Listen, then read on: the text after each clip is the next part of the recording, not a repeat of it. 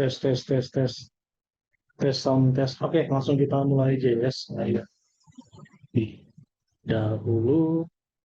Oke, warga TikTok semua di sini ya. Oke, selamat malam semuanya. Kembali lagi bersama saya, Johan Sandra. Oke, di sini kita di hari Rabu di sesi yang spesial ya. Di mana di sini kita kedatangan bintang tamu. Ya, jadi kita di sini ngobrol bareng, diskusi bareng ya. Di mana di sini kita kedatangan tamu yaitu Bapak Jimmy, Assassin Trader. Ya, bagi teman-teman yang sudah sering mengikuti sesi hari Rabu ini, mungkin sudah pernah bertemu dengan Pak Jimmy ya sebelumnya ya. Oke, Pak Jimmy, silakan kita langsung mulai saja Pak Jimmy. Oke, hai semuanya, Hai selamat semuanya, malam. selamat malam semua. Jadi kita bahas apa nih, Pak Johan? Silakan Pak Jimmy. Oh, saya kasih host dulu ya. Host dulu, saya kasih host. Kalau kita ngobrol dulu atau kita mapping dulu ya Pak Jimmy. Ini karena market lagi enak nih Pak Jimmy ya. Kita ya kita mapping dulu. Pak Jimmy silakan. Kalau memang mau share screen sudah bisa Pak Jimmy. Sekarang, Boleh boleh silakan. screen, Sambil kita bahas psikologi trading Pak Jimmy ya. sedap. Mana ya? Saya hafal. Di share screen arahin ke arah MT4. Kalau memang mau mapping ke MT4 nah.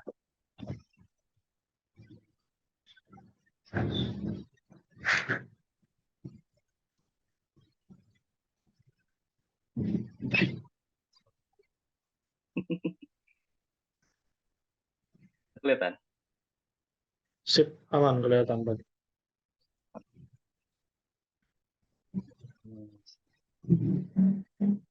Ya, kita ini ya, coba-coba sharing untuk mapping ya, seperti itu ya. Oke, ini kita mapping ya teman-teman semua ya. Jadi sini bukan trading signal ya atau Hmm. kalau memang nggak setuju ya dengan mapping kita pada malam hari ini ya ini bukan sebuah paksaan ya. Oke, ini kita diskusi bareng. Kalau misalkan kita sell ya kita buy atau teman-teman mau nge-buy, Bapak Ibu mau nge-buy ya silahkan. Betul ya. Jadi kita sharing aja. Oke, suhu Master Jimmy silakan dilanjut.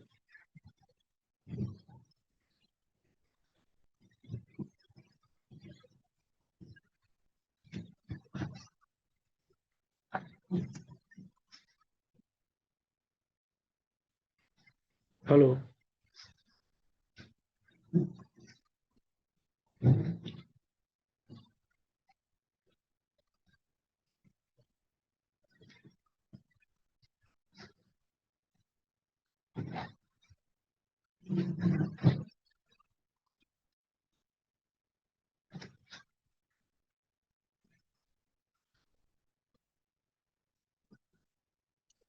Oke, maaf semuanya. Ya, Kondisi saya terputus tadi. oke oke. Apa Jimmy? Santai. Iya, saya juga baru nyadar. Kita coba sharing lagi. Udah ke sharing belum? Masih ke sharing nggak screen-nya? Oh, tadi nggak ke cancel lagi. Putus ya? Coba di sharing Oke, lagi aja. coba. Oke, lanjut. Ini udah masuk ya? Oke. Oke, mungkin tadi omongan saya belum sempat ini ya terdengar ya karena keburu kondisinya unstable terus putus. Jadi gini, kan malam ini kita ada rencananya apa ini materinya tentang mapping ya. Iya.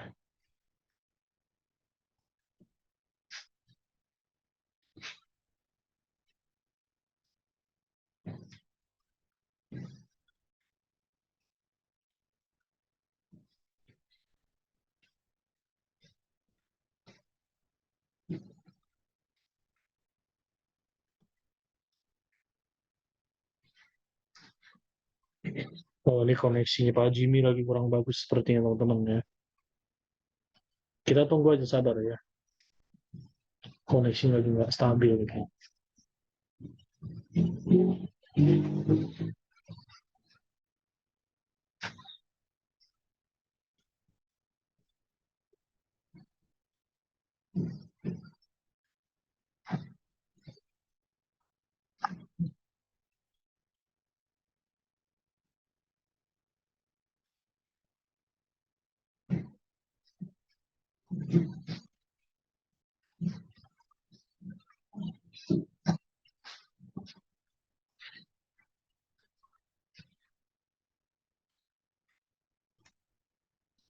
Oke teman-teman, tunggu ya sebentar ya. Mungkin ada gangguan sinyal sedikit ini dari Pak Jimmy.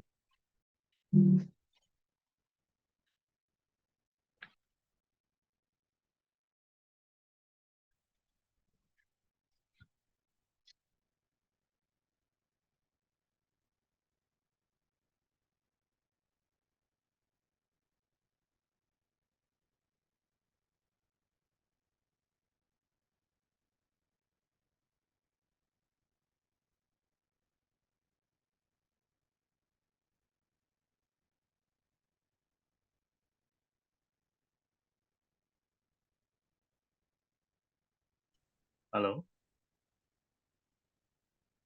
Ya halo Pak Jimmy, silakan Pak Jimmy.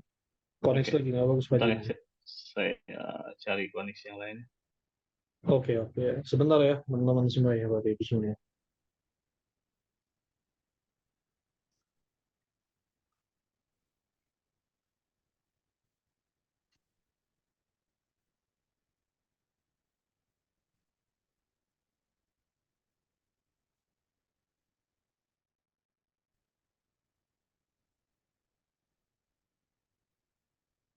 Oke, saya tethering aja deh. Halo, selamat malam.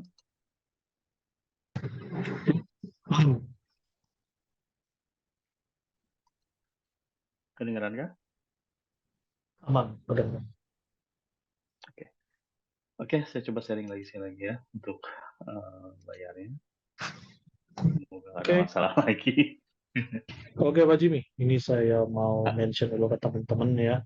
Ini hmm, eh, disclaimer ya, kita disclaimer lagi kalau memang ini murni analisa data pribadi ya Pak Jimmy ya. Kita sharing bareng, kita belajar bareng tentang trading. Jadi bukan hanya ngasih sinyal aja ya.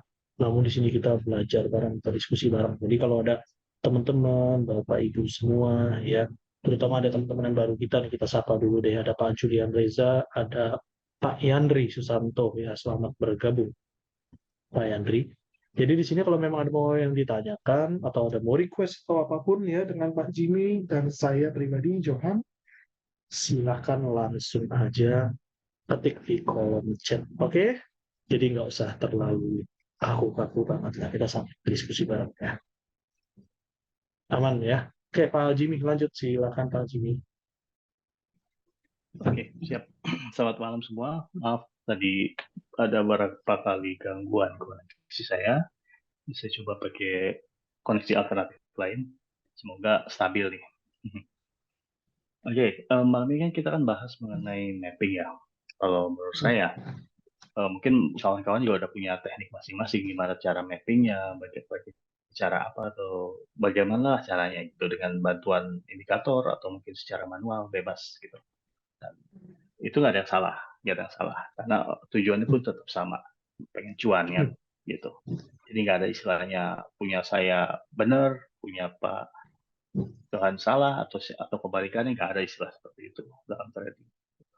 Nah, kebetulan saya termasuk tipikal yang simple trader gitu. Jadi simple trading jadi artinya saya mencari sesuatu yang simple aja dalam trading karena nggak mau terlalu banyak rumit gitu. Dan biasanya saya eh, sebisa mungkin sesederhana mungkin dalam mapping gitu. Karena biar biar mudah dipahami dan sayangnya juga nggak keblinger juga ke depannya nantinya gitu, kalau udah berjalan marketnya gitu.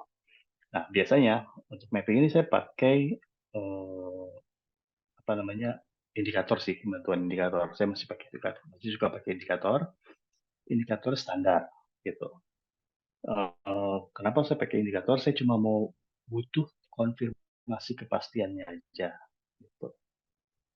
Karena poinnya ya memang sih indikator kadang repaint, cuma at least dari history yang terjadi kita bisa ada gambaran gitu.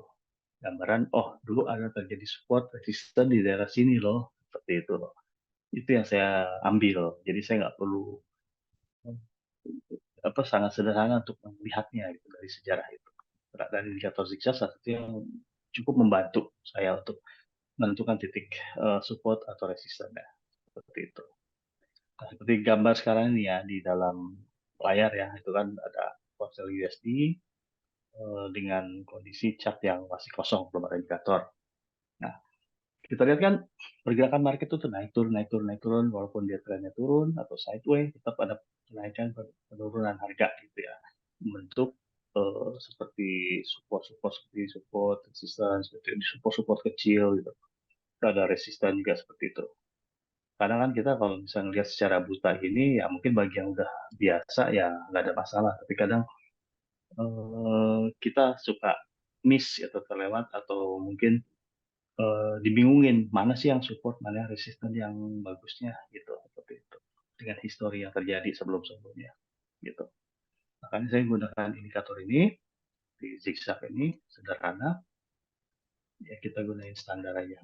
Sebenarnya bisa sih kita improve itu dengan settingan yang beda. Cuma ya kita bicara standarnya dulu aja. Seperti itu. Nah, dengan pergerakan harga yang tadi saya sebutkan, ada support kecil, atau ada yang besar ya. Tadi kita bingung untuk menentukan di mana titik support, titik resisten itu. Tapi kalau dengan zigzag ini, eh, ya agak sedikit terlihat jelas gitu, di mana support dan resisten yang eh, cukup kuat dan telah terjadi. Gitu. Nah, contohnya seperti ini kan. Ini di time frame 4 jam umpamanya. Saya contohkan. Time frame 4 jam, eh, kita bisa lihat support ini terjadi di eh, saya kasih bantu garis saja ya. Ini kan terjadi support di sini. Kita tandain coba. Kita tandain eh, apa bentukan support dari zigzag ini yang kita lihat gitu. Semua kita tandain ujung-ujungnya yang di bawah. Itu udah dari situ kita bisa melihat gitu. Mana yang support kuatnya. Karena ini terjadi support di sini, di sini, di sini. Kalau kita garisin, dia sangat banyak ya. Artinya ini ada support yang kuat. Nah, maksudnya gimana? Ya probabilitasnya kalau misalnya harga menyentuh area sini, ya itu apa namanya area buy limit yang cukup ideal gitu, seperti itu. Atau kita lihat juga resistennya seperti ini. Ini kita tandain aja. Jadi kita bisa melihat areanya. Ini terjadi resisten yang berdekatan. Ada kemungkinan memang kuat. Bisa tembus pun apa namanya mungkin nggak akan jauh dari yang next resisten ya seperti itu. Ini di 4 jam ya, sampai 4 jam. Kita tanda tangan semua. Nah, untuk meyakinkan ya, kita lihat di time frame 1 jam. Di time frame 1 jam kan kita bisa lihat gitu. Memang terjadi apa namanya rejection terus beberapa kali di area ini. Seperti itu ya di daerah sistemnya terjadi rejection. Makanya saat ini harga sudah di area sini sesuai dengan ini, maka dia akan seperti terjadi tarik menarik antara beli dan jual. Nah, disinilah kita akan melihat apakah buyer lebih kuat atau seller lebih kuat. Kalau terjadi seller lebih kuat, maka probabilitas tren akan melanjutkan ke area sini. Gitu, kurang lebih. Jadi kalau misalnya dari tarik menarik antara buyer dan seller, mana yang lebih kuat, bila terjadi penembusan, maka probabilitas harga akan mengejar harga area-area yang saya gariskan ini. Seperti itu. Jadi di situ kita bisa ambil kesimpulan sikus apa sudut-sudut dari zigzag ini kita bisa manfaatkan untuk support system yang sudah terjadi, yang terbentuk market saat ini. Begitu. Apalagi kalau misalnya kita kombinasikan di antara time frame besar, 4 jam, 1 hari, atau misalnya ada yang mau main lebih panjang lagi, weekly, jadi kita lihat supportnya mana, resistennya, kita bisa sangat jelas melihatnya. Jadi kita bisa lihat nih harga ini sebenarnya udah terlalu rendah atau belum, kita bisa lihat dari situ. Area-area mana yang kita patut pasang penny order, buy, atau sell, seperti itu. Kurang lebih seperti itulah penggunaan zigzag yang biasa saya lakukan. Gitu. Mungkin kalau ada yang kurang jelas ya silakan ditanya.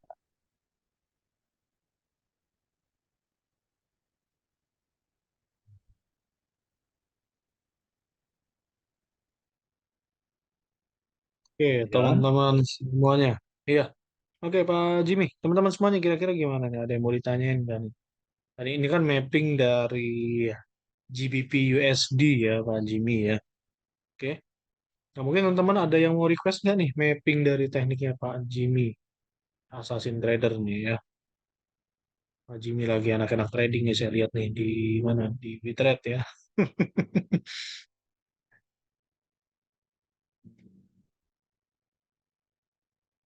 Oke, yang lain gimana?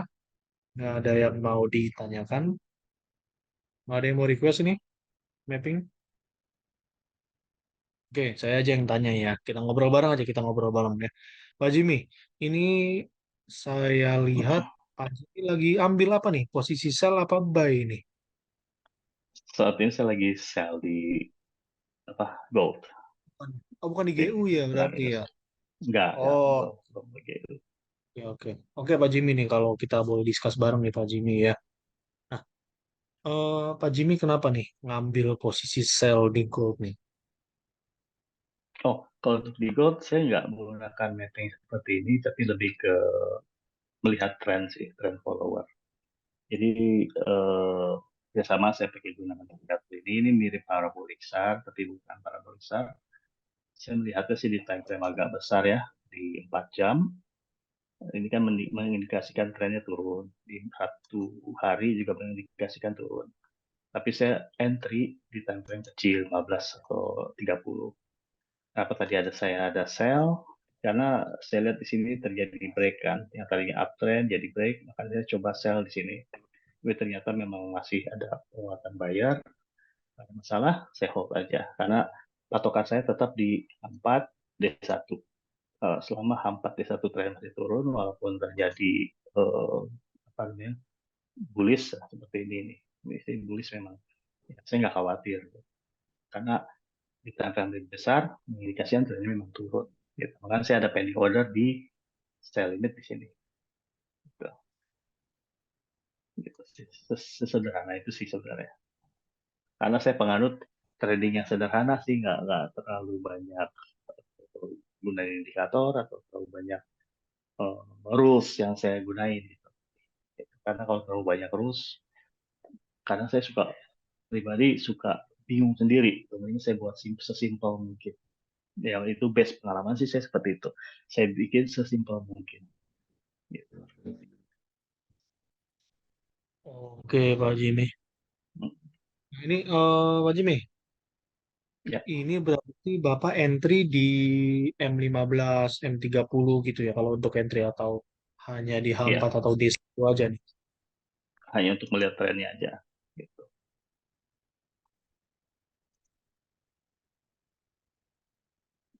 Ya, kalau kita korelasiin dengan zigzag tadi, entry sell di sini kan eh, apa namanya ada resisten sih, kan itu sell limit di sini. Seperti itu.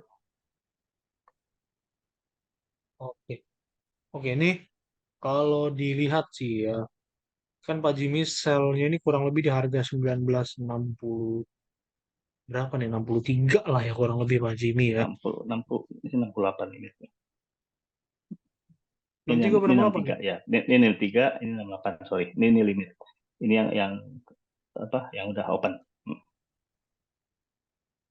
betul 63. Nah, kalau TP-nya taruh di mana tuh Pak Jimmy? Oke, kalau bicara TP, saya biasanya pakai Fibonacci. Selalu saya pakai itu. Kenapa? Karena kan eh, kalau kita pelajari apa namanya historinya atau bagaimana Fibonacci itu menutup satu harga itu sangat relatif akurat. Jadi saya tarik seperti ini umpamanya nih ya, seandainya nih ya. Atau TP saya biasa di sini. Misalnya di sini 161 atau di 261 begitu. Malah kalau misalnya harga sampai menyentuh di level 423 ya ibaratnya bisa jadi dia akan membalik dan saya berani buy gitu. Artinya kembalikan arahnya saya berani ambil.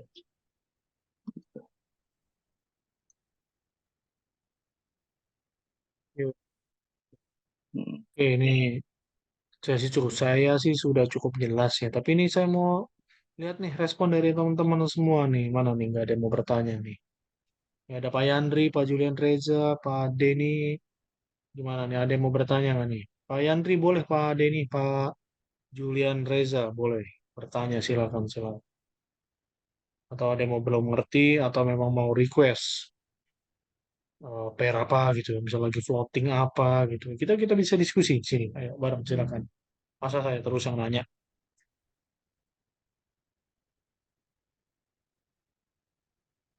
Kayak yang di Oke, TikTok juga nih. Yang di TikTok juga ini, nih ini tumben nih. ini untuk seri buat kawan-kawan yang bisa ada yang floating. Saya juga suka ngalamin floating. Sama lah, tiap trader pasti ngalamin floating. Jadi pengambilan keputusan apakah kita akan hold atau kita cut loss. Ya kalau pengalaman saya selama ini sederhana mungkin. Misalnya anggaplah saya ada posisi sell di XAU nih. Ya, kalau misalnya saya mengalami floating di XAU dan bingung saya cut loss atau saya hold. Biasa orang dilema di situ. Dan akhirnya eh, mereka nggak menggunakan satu argumen yang tepat. Apakah harus di hold, ditahan, atau di cut loss? Gitu.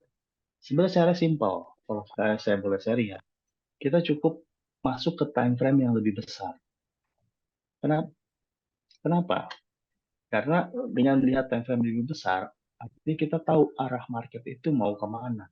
Jadi kalau misalnya kita lihat time frame lebih besar, kita ada sell kena floating, dan kita tahu arah market memang turun saat ini.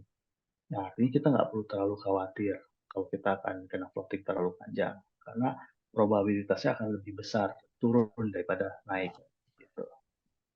Sederhananya kan, eh, perhitungan saya seperti ini. Kita trading hanya buy, probabilitasnya berapa? 50%, 50%, Sorry sorry. ya kan? Pak Tapi Jimmy, kalau kita tadi ngikutin, hmm? potong Pak Jimmy suaranya. Trading itu apa Oh, tadi? oh, Sebelum sebelum yang mana kata-kata nih? probabilitas. Oh ya, oke, gini. Eh, Kenapa saya menggunakan time lebih besar untuk memutuskan apakah kita akan cut loss atau tetap hold posisi floating kita? Karena kita kembali lagi ke basic. Trading itu adalah probabilitas. Artinya pilihan trading itu hanya buy atau sell, ya kan? Artinya buy itu 50% mungkin profit, sell itu 50% akan profit, ya kan? Kalau kita melihat trennya,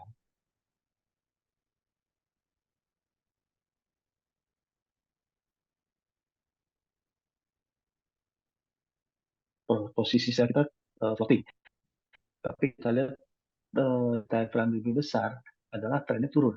Artinya probabilitas turun itu akan lebih besar daripada probabilitas naiknya. Ya, artinya posisi sell kita, probabilitas profitnya lebih besar daripada loss. Seperti itu. Makanya saya selalu, kalau misalnya udah kondisi kena floating, saya lihat lagi di time frame lebih besar. Kita posisi kita masih satu arah atau tidak. Kalau masih satu arah, ya kita nggak khawatir. Tapi kalau udah beda arah, kita harus pertimbangkan untuk cut loss di situ. Gitu. Nah, cut loss-nya itu kita dari mana? Ya dari support resistance yang terjadi pada saat ini. Itulah batasan cut loss kita. Seperti itu. Oke Pak Jadi Jimmy, di intinya sini ada kita pertanyaan nih. ya, jadi poinnya Jadi, kita memperbesar probabilitas untuk profit. oke. Pak Jimmy, sorry nih. Ada yang bertanya nih Hmm. dari teman kita yang ada di TikTok ya. Pak Muhammad Nafis nih kata, Sudah diresisten kah Bang? Wah, ini saya bingung nih, diresisten gimana nih maksudnya? Goldnya kali udah diresisten ya. Coba Pak Jimmy, boleh sharing. Gold. Diresisten gimana nih? eh, Mungkin di resisten time frame kecil kali ya. di time frame berapa? Kalau kita lihat dari time frame sekarang di daily, itu udah jelas posisi kondisi gold ini trennya lagi berbalik arah. Karena kita lihat ini ada head and shoulder, kita batasnya di sini, dan kalau misalnya dia terus tembus, dia bisa turun ke bawah. Apalagi kita lihat juga eh, harga high-nya itu cenderungnya menurun kan, high dia kan terus cenderung menurun. Kemudian juga kita lihat tren di sini sudah ditembus. Jadi probabilitasnya memang turun. Nah, kalau misalnya kita bicara sampai mana, ini kita bicara daily ya. Sampai mana dia akan turun? Kita tarik aja. Nah, ini target satu, target 2, target 3. Seperti itu. Ya sama, ketemuan. Oh, ini belum nggak ketemu, tapi ini ketemu di sini satu, satu, dua, tiga. Nah, kalau misalnya harga udah turun ke area ini, 2, 3, ya kita bisa berpikir untuk open posisi buy kalau misalnya terjadi pembalikan arah.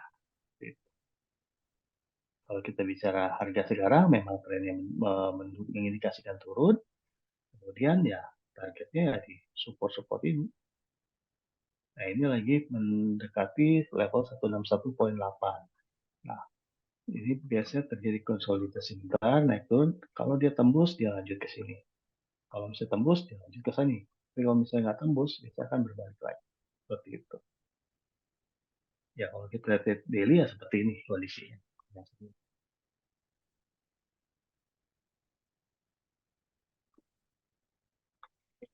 Seperti contohnya tadi yang saya jelaskan ya, di time frame kecil saya floating alamin. Tapi karena saya lihat time frame besarnya, trennya cenderung turun, saya nggak khawatir dengan floatingan saya, karena trennya memang turun.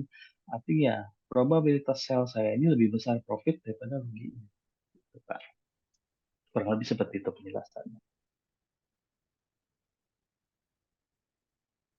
Oke, oke Pak Jimmy. Oke, Pak Muhammad Nafis, teman kita yang di TikTok gimana? Udah ngerti belum? Ya. Gimana nih Pak Muhammad Nafis? Iya, dia. Dia ngilang. Oke, mungkin teman-teman yang di Zoom gimana? Pak Yandri, Pak Julian Reza, yang di TikTok rame sih. Tapi silent reader juga nih. Nanyanya di chat Ya, doang. Sama sih sebenarnya. Ya, Pak Yandri, ada yang Pak mau Julian nanya, Reza. atau kasih masukan, sharing, ya lebih bagus malah. Kira-kira mungkin ada yang kurang, ya dikasih masukan. Jadi kita bisa Ya, menyempurnakan lah cara analisanya. ya, Nah, seperti itu. Sama-sama cuan kita jadi ya kan? iya, benar. Oke, Pak Julian Reza, Pak Yandri, gimana nih? Ada yang mau ditanyakan nggak nih? Masa diem aja nih?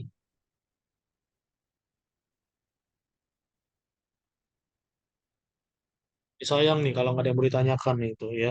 Pak Jimmy aja nih udah trading di mana dari WeTrade tuh. Bener-bener akun real tuh dia tuh. Ya modal sih nggak besar sih, $500 ya. Mungkin nanti $500 jadi berapa tuh Pak Jimmy? Jadi 5.000 bisa. Amin. Nggak ada yang nggak mustahil, nggak ada yang mustahil ya Gak ada yang dalam nggak trading. mustahil gitu. Namun yang mustahilnya apa nih kalau dalam trading nih? Yang mustahilnya apa menurut Pak Jimmy? Yang mustahil ya, yang nggak mungkin ya. Ya apa ya? Yang nggak mungkin ini kita pasti ngalamin rugi pasti sih. Tapi gimana kita mengatur kerugian itu menjadi profit dalam akhir bulan seperti itu. Ya kan?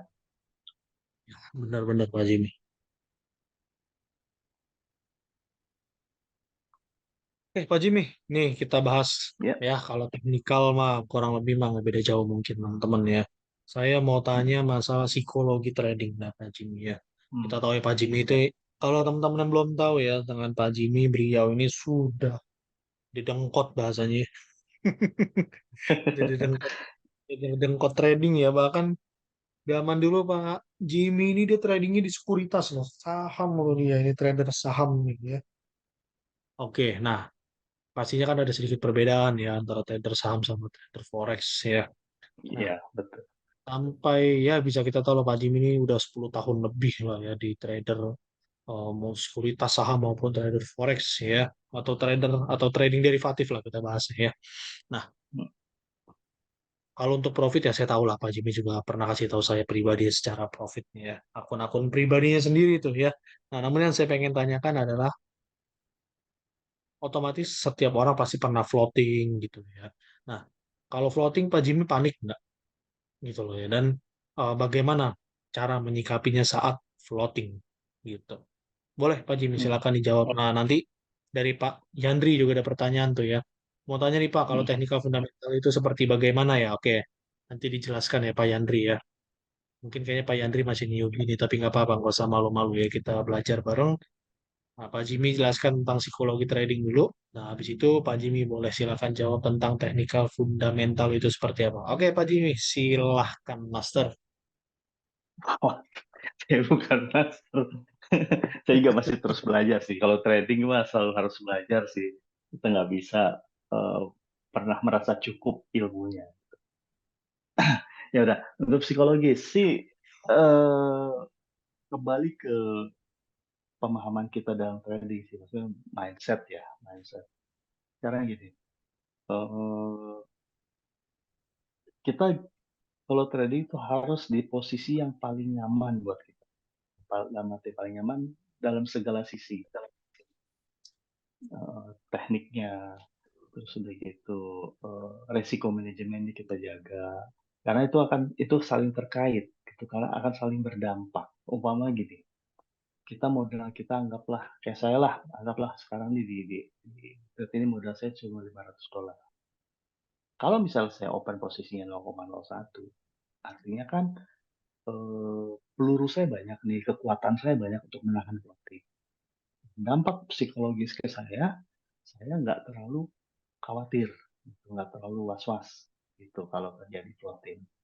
Tapi kalau misalnya saya harap ini open dengan modal $500, saya open anggaplah 0,5 jebret atau satu lot, bisa nggak satu lot? Bisa ya masalahnya. Nah, gitu.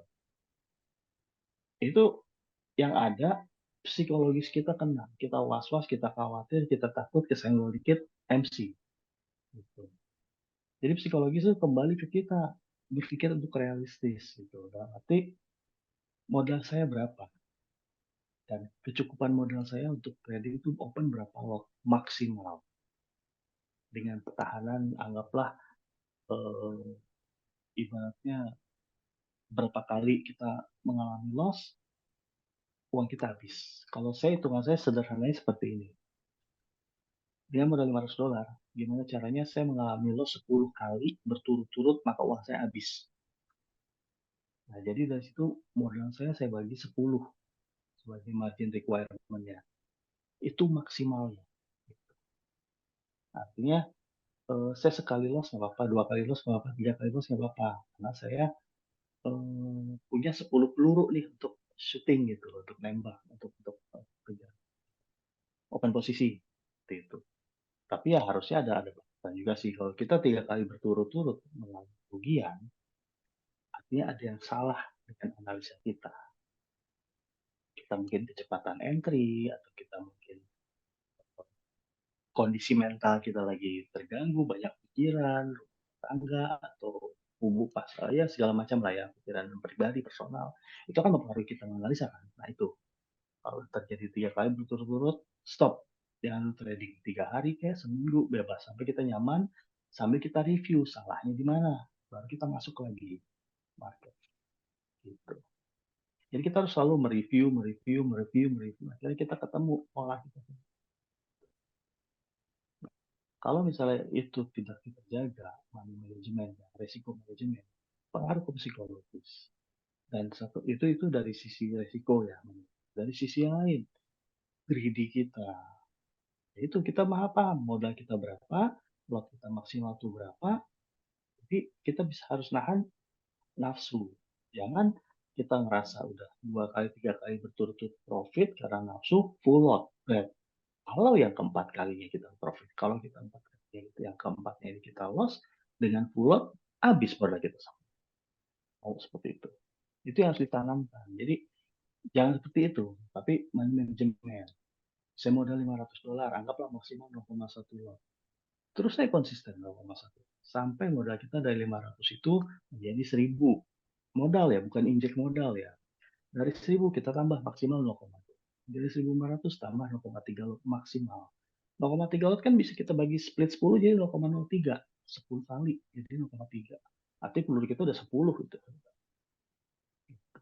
Artinya mau mau loss apa, mau open posisi 10 posisi karena kita udah tahu batasannya, kita nggak khawatir karena kita ngerasa kita udah ada gambaran nih, oh modal saya hanya pakai sekian persen, aman gitu. Jadi mental kita terjaga. Ya banyak sih trik-trik untuk menjaga mental psikologis kita biar nggak eh, kacau trading kita. Karena kalau kita semua tuh basicnya psikologis. Kalau misalnya mental kita, psikologis kita terganggu dalam trading, analisis kita kacau, manajemen kita kacau, semua kacau. Malah poinnya tuh psikologisnya harus dijaga gitu. Dengan menanamkan mindset, kita sadar modal kita sekian, maksimal kita sekian, ya resiko kita udah batas-batasi gitu. Ya kalau dengan cara kayak gitu saya yakin lah dalam sebulan trading kita profit, bulan depan profit.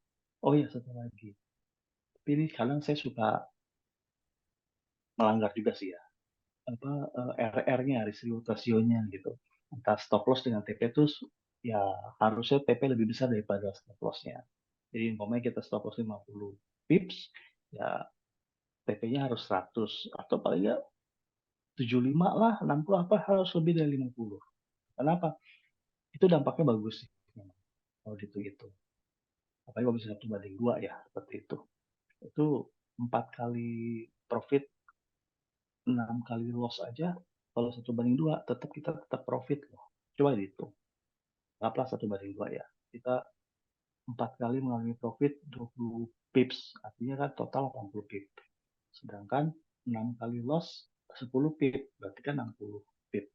Artinya kan antara 80 dengan 60 masih ada selisih 20. Berarti kita masih untung 20 pip loh. Dengan 10, dengan 6 kali loss, 4 kali profit. Dengan risk rewardnya 1:2. Kita masih untung 20 pip. Gitu. Nah, artinya kalau kita tahu hitungan-hitungan itu, kita tadi itu jadi nggak khawatir psikologis. Kita kejaga. Kita nggak trading dengan untung-untungan, modal nekat atau nafsu atau ya ketakutan juga, ada rasa greedy juga, ada rasa takut juga. Jadi itu terjaga semuanya. Seperti itulah kurang lebih untuk menjaga psikologis karena dampaknya sangat besar terhadap dengan kita. Gitu. Ya, kurang lebih seperti itu lah Pak Johan.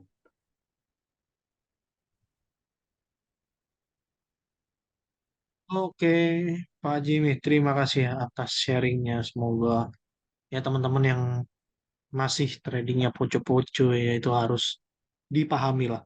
Ya, 20% teknik trading itu berpengaruh ya dalam trading kita ya. Sisanya 80% lebih ke psikologi. Oke, saya bantu jelaskan sedikit lah ya Pak Jimmy, udah panjang lebar nih Silakan Pak. tadi ya. Ya, Ini ya. tadi pertanyaan dari Pak Yandri ya. Oke, mau tanya Pak kalau teknikal fundamental itu seperti bagaimana? Oke, gini Pak Yandri. Untuk teknikal itu sebenarnya adalah ilmu membaca chart ya. Contohnya seperti apa? Seperti Pak Sandi seperti ini ya. Menggunakan zigzag, ada banyak ya pola candlestick, lalu chart pattern, price action, supply demand ya. Apalah bahasanya itu banyak pokoknya ya. Head and shoulder dan lain-lain banyak ya. Jadi untuk teknikal itu adalah kita menganalisa pergerakan harga ke depannya dengan data-data historis yang ada di chart kita sebelum kita trading ya.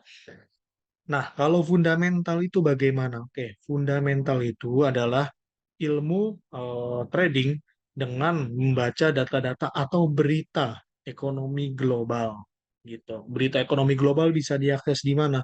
Yang paling umum banyak Forex, Factory.com, Investing, ya, FX Street, CNBC, Bloomberg, dan lain-lain. Contoh, emas kemarin naik gara-gara perang, ya. Nah, itu salah satu contoh dari analisa fundamental, ya. Jadi analisa fundamental itu lebih melihat atau lebih sering membaca berita-berita yang terupdate, ya. CNBC lebih sering tuh update tuh ya kalau saya lihat yang versi bahasa Indonesianya jadi lebih mudah dipahami ya. Lalu sering membaca news contohnya apa CPI, PPI, non-farm payroll, unemployment claim, unemployment rate, interest rate ya, FOMC itu banyak banget untuk tipe-tipe analisa fundamental ya. Namun yang lebih mudahnya sebenarnya itu analisa dari teknikal ya. Kenapa? Ya kita favoritnya sebenarnya 90% lah orang Indonesia itu teknikal ya. Namun ada juga yang fundamental ya, paling sedikit fundamental dan sisanya ya combine lah ya, menggabungkan antara analisa teknikal dan fundamental ya. Membaca berita juga ya, lalu analisa dari teknik juga ya. Contohnya seperti yang depan layar kita sekarang ini. Seperti itu Pak Yandri. Sebenarnya seperti itu sih ya. Secara garis besar ya Pak Jimmy ya. Ada yang mau ditambahkan nggak kira-kira? Iya, betul. Dan saya ada sedikit tips nih kalau boleh sharing. Boleh, boleh, boleh Pak Jimmy, Jadi, silakan. uh, jadi kaitannya dengan korelasi fundamental dengan teknikal. Itu ada tips, ada trik saya sebenarnya dari dulu saya gunain. Ini sih kembali ke mindset ya. Mau dijalankan ya silakan, kalau enggak ya nggak apa-apa. Ini mindset sih sebenarnya, lebih ke mindset. Jadi gini, kita bicara fundamental ya, seperti dengan Pak Johan sebutkan tadi kan, berkaitan dengan berita. Apapun informasi berita itu, dari negara mana, dari bidang apa, segala macam lah, everything. Dari politik, ekonomi, sosial, segala macam, itu kan dikumpulin sama analis fundamental khususnya. Dikumpulin berita itu, ditelaah, dibaca, didalami, akhirnya diambil satu kesimpulan, ya kan? Kesimpulannya apa? Market ini, oke lah kita bicara US dollar. US dollar akan melemah atau menguat. Nanti dampaknya ke pound sterling, ke US di Jepang, kan, atau ke gold, atau ke oil, ke apapun, seperti apa? Kan kurang lebih seperti itu gambarannya kan. Nah, keputusan mereka, kesimpulan mereka setelah menganalisa berita tersebut akan dicurahkan dalam bentuk apa? Open posisi, kan? Trading. Jadi kita buy dan kita sell. Ini saya bukan bicara trader retail ya, tapi bicara big player. Kita bicara institusi besar, negara, pemerintah, apa namanya, ibaratnya eh, ya pemain besar lah yang menggerakkan market. Saya bukan bicara kita sebagai retail trader yang nggak akan bisa ngatur apa ngarahi apa menjalankan market mau naik atau mau turun, kita nggak pernah bisa, tapi mereka yang bisa. Setelah mereka menganalisa tersebut A, B, C, D sampai Z, akhirnya ambil kesimpulan, oke, ini mau naik, ini mau turun, kita beli di sini, kita jual di sini. Itu akhirnya terbentuklah apa korelasi dari berita itu. Harga, yang harga akan terbentuk menjadi technical, open high low close di semua time frame. Artinya dari fundamental itu dianalisa mereka, di akhir diambil kesimpulan, diputuskan buy atau sell, membentuklah harga open high low close karena mereka mengambil keputusan beli jual di harga berapa itu berdasarkan berita tersebut. Satunya, hal yang udah terbentuk seperti itu kan udah dianalisa nih. Artinya kalau saya mindset saya nggak terlalu menginginkan fundamental, sejak sekedar tahu aja, tapi nggak mau terlalu memusingkan, tapi saya cuma lihat price action dari yang terjadi di situ. Karena saya udah dibantu dalam tanda kutip sama para analis dunia itu untuk mengambil keputusan beli atau jual dari hasil analisa fundamental mereka dari price action tersebut. Nah, caranya ya paling kalau misalnya kita terjadi engulfing, double top, double bottom, head and shoulder, atau segala macam, itu itu kan reaksi dari mereka untuk menggerakkan pasar mau dibawa ke atas atau mau dibawa turun atau mau dibawa ke atas. Kita tinggal follow itu aja sebenarnya. Jadi eh, saya lebih besar menggunakan teknikal karena pergerakan harga udah dibentuk sama analisa, udah dianalisa mereka mau arah kemana, ya dia ikutin. Benar seperti itu. Jadi kita dalam teknikal pun sebenarnya udah cukup untuk eh, ya mendapat kesempatan untung lah dari trading. Kembali lagi, eh, kalau technical kita udah oke, apalah kita juga oke di fundamental. Tapi kalau manajemen, psikologis kita yang belum benar, tetap kita akan kacau gitu. Pas kredit kita pasti akan berantakan seperti itu. Tapi poinnya cukup dengan technical itu sebenarnya udah oke karena mereka udah membantu kita menganalisa harga pasar mau kemana. Kita tinggal ikutin mereka aja. Gitu aja sih saya sebenarnya. Makanya saya gunakan time frame D1, H4, kadang weekly atau monthly untuk menentukan arah mau kemana dan menentukan saya mau beli atau mau jual. Karena yang market mover itu pasti pemain besar itu yang apa namanya yang menggerakkan harga itu menggunakan uang yang sangat banyak. Karena membentuklah tren harian atau mingguan atau bulanan dari open posisi mereka, bukan kita. Saya mah ikutin. Oh mereka mau turun, ya saya jual. Oh mereka mau naik, ya saya beli. Seperti itu. Seperti itulah kurang lebih gambarannya. Mindset saya dalam gitu, Pak. Ya udah kurang lebih seperti itu. Mudah-mudahan cukup jelas maksudnya poinnya. Gitu Pak Johan. Sip. Oke, Pak Jimmy, panjang lebar banget ya kita malam hari ini ya. Tapi memang inilah ilmu aslinya ya seperti itu ya. Oke, Pak Yandri, baik terima kasih sama-sama Pak Yandri. Semoga paham ya Pak Yandri ya ilmu dari kita berdua pada malam hari ini. Lebih tepatnya yang lebih banyak tadi ngomong dari Pak Jimmy ya. Oke Pak Yandri, Berdua lah teman-teman sama-sama kita. ya, teman-teman TikTok semuanya. Pokoknya jadwal kita Senin, Selasa, Rabu lah pokoknya ya. Temanya ikutin terus aja ya. Mungkin Pak Yandri kalau memang nanti eh, butuh VIP one on one ya kita bisa Zoom secara personal nanti boleh ya untuk saya jelaskan secara lebih lanjutnya nanti boleh bilang ke Dinda ya. Misalkan butuh kalau Pak Yandri sedang ada waktu free bisa kita one on one bisa personal langsung tanya jawab langsung jadi nggak umum seperti ini ya misalkan hanya berdua aja gitu Pak Yandri boleh ya silakan ya. Jadi kita di sini sharing ilmu aja semuanya. Oke, kalau begitu dari saya cukup Pak Jimmy ya. Kira-kira Pak Jimmy ada yang mau disampaikan lagi? Eh,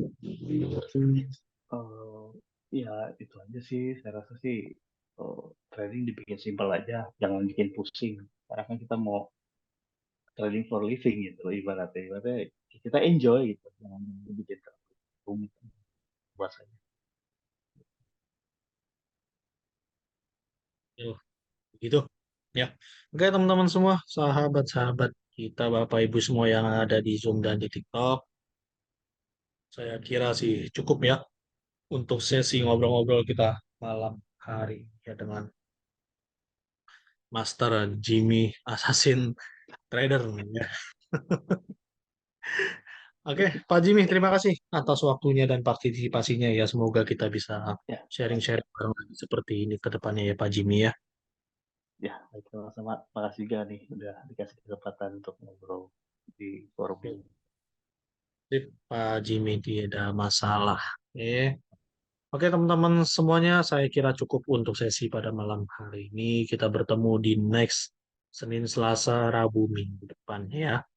Oke, saya dan Pak Jimmy pamit undur diri ya.